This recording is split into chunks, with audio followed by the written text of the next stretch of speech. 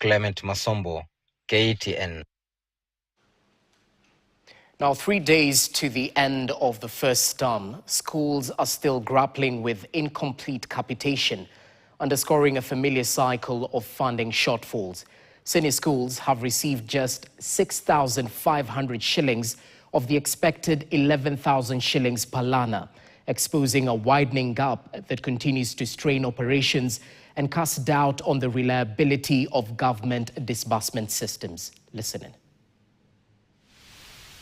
And the cycle repeats itself as the school term draws to a close in just 3 days, with funding concerns persisting. Schools are yet to receive full capitation, with senior schools said to have received only 6,500 of the expected 11,000 shillings per annum. This term one, we are supposed to get 50% of the capitation, which should have been 11,122.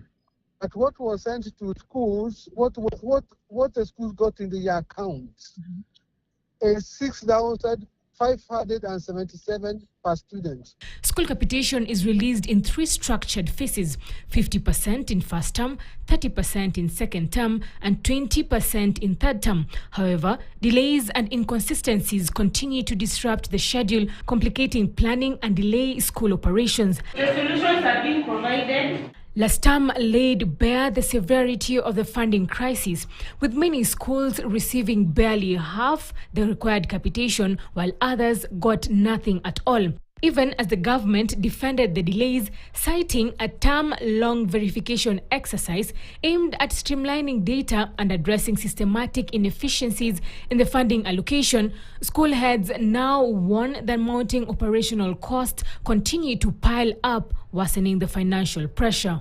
This money can even be sent even to schools today because the bills are unpaid, salaries are unpaid. And this is always expected for schools that rely purely on this capitation.